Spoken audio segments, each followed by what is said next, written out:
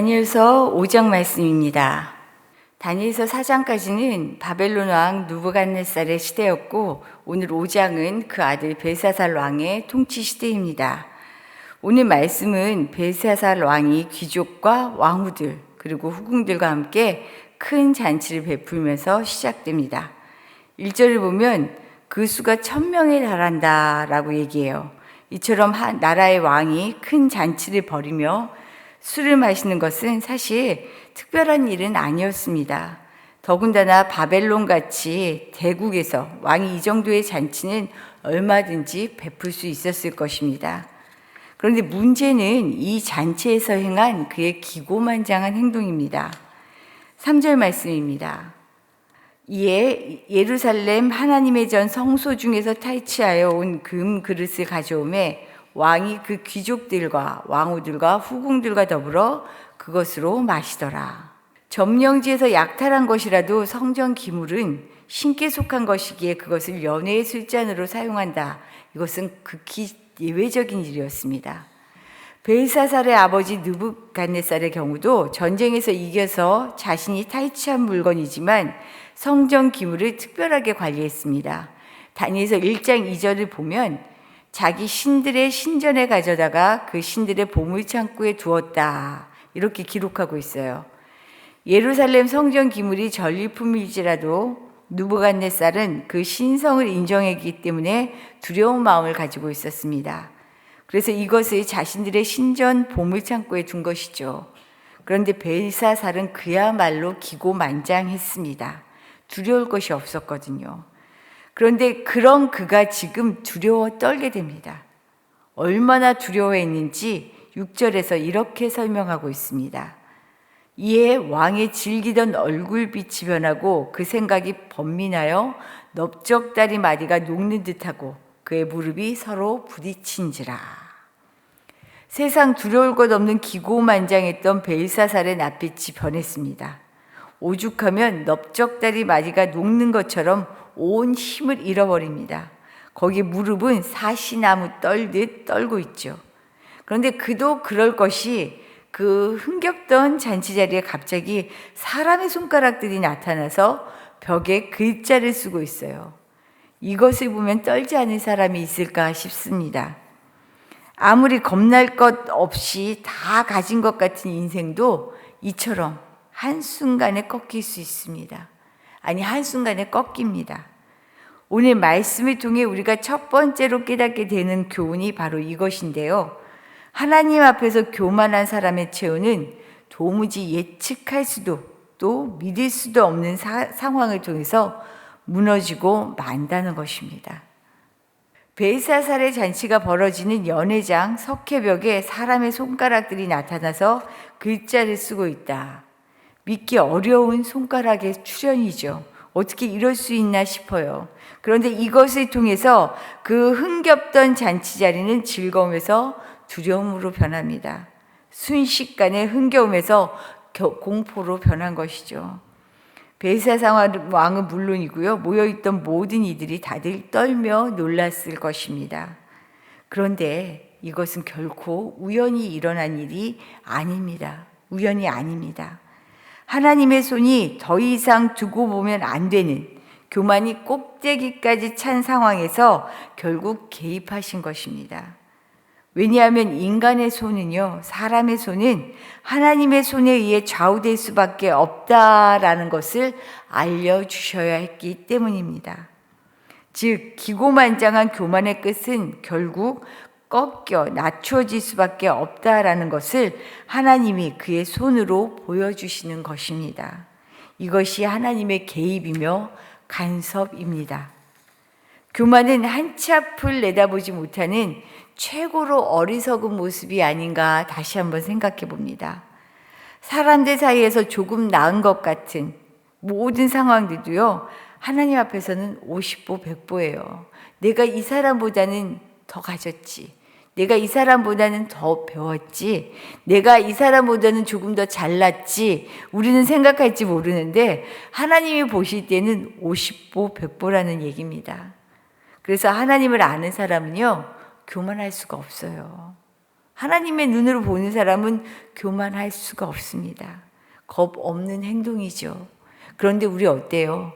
순식간에 교만해집니다. 순식간에 나도 모르게 목이 올라갑니다. 겸손해야 하는 이유가 여기에 있습니다. 겁 없이 행동했다가 이것이 한순간에 꺾일 수 있다 생각하면 우리는 겸손하지 않을 수 없습니다.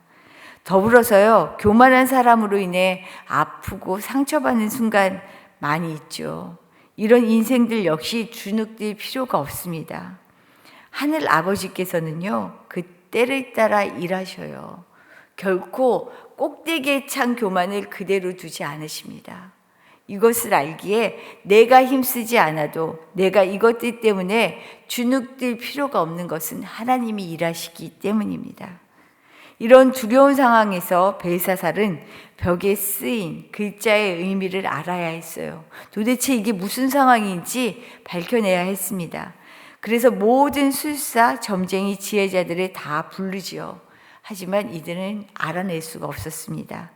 예전 느부갓네살의 꿈을 해석하지 못했던 것과 마찬가지예요. 어느 누구도 이 글자의 의미를 알 수가 없었습니다. 이런 난감한 상황에서 왕비가 다니엘의 옛 행적을 이야기하면서 추천하여 결국 벨사살은 다니엘에게 글자의 해석을 요청합니다. 그런데 해석을 부탁하면서 세상 방식으로 그 대가에 대한 큰 보상을 16절에서 이렇게 제안합니다. 왕의 위엄을 상징하는 자주색 옷을 입히고 금사슬을 목에 걸어주어 나라의 셋째 통치자로 삼겠다라는 것입니다. 당시의 권력 순위를 보면 왕과 왕의 어머니 다음으로 다니엘이 그 자리를 차지할 거다라고 말하고 있는 거죠. 네가 왕과 같은 자리에 갈 수 있어. 그러니까 이 해석을 잘 해내.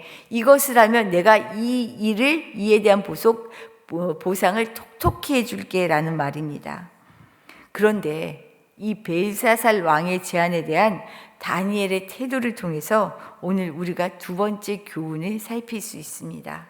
뭐냐면요, 하나님의 사람을 움직이는 힘은 돈이 아니라 세상 권력이 아니라 사명이라는 것입니다. 하나님의 뜻이라는 거죠. 벨사살 왕의 제안에 대한 다니엘의 반응을 봅시다. 17절 말씀입니다. 다니엘이 왕에게 대답하여 이르되 왕의 예물은 왕이 친히 가지시며 왕의 상급은 다른 사람에게 주옵소서. 그럴지라도 내가 왕을 위하여 이 글을 읽으며 그 해석을 아뢰리이다. 왕이 약속한 보상, 괜찮아요. 딴 사람 주셔도 됩니다. 나 그거 상관하지 않아요. 그런데 중요한 것은 이 글의 해석은 내가 왕에게 밝혀드리겠습니다. 사실 이 글의 해석이요, 왕에게 유리한 해석이 아니에요. 아니, 이제 끝이라는 얘기를 해야 합니다. 하나님의 저울에 달아보니까 왕이 그 저울에 미치지를 못합니다 이야기를 하게 되거든요. 그리고 그날 밤 벨사살 왕은 죽게 됩니다. 이 이야기는 목숨을 걸고라도 다니엘이 지금 해야겠다라는 얘기예요. 보상이 문제가 아니라 하나님의 뜻을 전하는 일이라면 내가 두려움 없이 지금 바로 하겠습니다라는 의지를 보여주고 있는 거죠. 모두가 할 수 없는 일을 하는 대가로 왕 스스로가 정한 몫을 주겠다고 하는데 그만큼 왕에게 지금 중대한 일이라 지금 다니엘은 자신이 한 만큼 받으면 되는 상황입니다. 더욱이 자신이 요청한 것도 아니고요. 왕이 자기가 애가 달아서 제안한 일입니다. 하지만 다니엘은 하나님이 주신 자신의 능력을 단순히 자기 먹고 살기 위한 수단으로만 삼지 않겠다는 거예요. 하나님이 주신 은사를 자신 출세를 위한 수단으로 사용하지 않겠다는 말이죠. 물론 뒷부분을 보면 벨사살은 자신이 약속한 대로 다니엘에게 행합니다. 그러나 결코 다니엘은 이것에 마음이 뺏기지 않아요. 주는 일에 몫을 할 수 있어요. 높은 지위에 갈 수 있어요. 많은 돈을 가질 수도 있어요. 그런데 다니엘이 보여준 모습은 여기에 마음이 뺏기지 않는다는 거죠. 왜냐? 다니엘을 움직이는 힘은요, 오직 하나님의 뜻과 하나님이 자신에게 맡기신 사명이었지, 그로 인한 콩고물이 아니었기 때문입니다. 이것이 중요해요. 참 많은 좋은 재주와 능력을 잘 사용하다가도 자기의 이익을 챙기는 데 사용하여 재주가 빛을 잃어버리는 경우를 우리는 종종 봅니다. 우리가 기억해야 하는 것은요, 하나님의 사람은 돈과 자기의 욕심을 따라 움직이는 사람이 아니라는 거예요. 하나님의 뜻을 쫓는 사명을 따라 움직이는 사람이 바로 하나님의 사람입니다. 내가 따라가는 것이 내 마음의 움직임을 보여주지요. 오늘도 우리 앞에 펼쳐질 오늘 하루, 참 많은 만남과 또 많은 결정들을 하게 됩니다. 그런데 이럴 때 내 성질에 따라 내가 살아온 습관대로 하는 것이 아니라, 이럴 때 주님이라면 어떻게 하실까라는 것을 물어야 합니다. 그래야 삶의 목적을 잃지 않아요. 사명을 따라 살아갈 수 있는 것이 바로 이것입니다. 이렇게 하나님께 오늘도 내가 주님 어떻게 해야 합니까? 사명을 따라, 하나님의 뜻을 따라 작은 일 하나하나에도 주님에게 물어가며 결정할 수 있게 해주십시오 라고 주님과 함께 동행하는 하루 되시기를 축복합니다.